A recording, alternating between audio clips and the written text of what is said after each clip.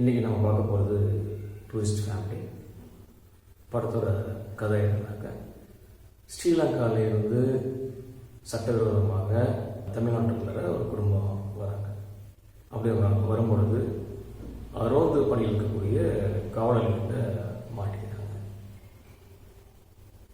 அப்படி மாட்டினவங்க ரொம்ப ரிக்வஸ்ட் பண்ணி கேட்கும் பொழுது அந்த காவலர் கொஞ்சம் இறக்க மனசு உள்ளவர். அவர் இந்த ஃபேமிலியை பார்க்கும் பொழுது இவங்க எந்த தப்பும் பண்ணியிருக்க மாட்டாங்க அப்படிங்கிற ஒரு காரணத்தினாலையும் அவங்க மேலே இருக்கிற ஒரு அன்புனாலையும் அவங்கள உள்ள அலோவ் பண்ணியிருக்காரு. அவங்க இங்கே வந்துடுறாங்க.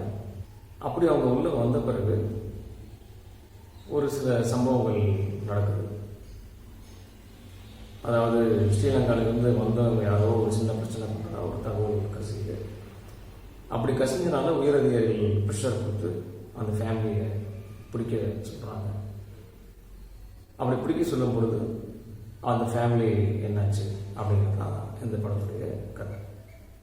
இந்த படத்தை பொறுத்த வரைக்கும் இயக்குனர் ஒரு அறிமுக இயக்குனராக இருந்தாலும், சிறிய வயது உடையராக இருந்தாலும், சினிமா துறையில் இருக்கக்கூடிய அத்தனை கிராஃப்டையும் ரொம்ப அழகாக பயன்படுத்துறதுக்கு முயற்சி பண்ணியிருக்காரு.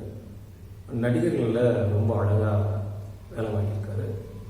ரொம்ப நேர்த்தியான ஒரு படமாக கொடுக்க முயற்சி பண்ணியிருக்காரு. ஒரு அறிமுக இயக்குனர் இயக்கிய படம் மாதிரி இல்லாமல் ஒரு முதிர்ச்சியான இயக்குனர் எப்படி இருக்கும் அப்படிப்பட்ட ஒரு படமாக தான் இது வந்திருக்கு. படத்தில் நகைச்சுவை காட்சிகளுக்கு அஞ்சமே இல்லை. குடும்பத்தோடு வந்தவங்க எல்லாருமே அந்த நகைச்சுவை காட்சிகளை ரொம்ப ரசித்து பார்த்தாங்கன்னே சொல்லலாம். ஒவ்வொரு கேரக்டரும் ரொம்ப அற்புதமாக பண்ணியிருக்காங்க. நிறைய ஷார்ப்பான வசனங்கள் இருக்குது. அதில் நிறைய விஷயங்களை சொல்கிறதுக்கு முயற்சி பண்ணியிருக்காரு.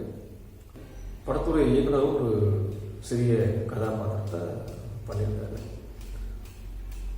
இவ்வளோ சின்ன வயசில் இவ்வளோ அற்புதமான படத்தை அவரால் கொடுக்க முடிஞ்சிருக்குது அப்படின்னு நினைக்கும்போது ரொம்ப மகிழ்ச்சியாக இருக்குது.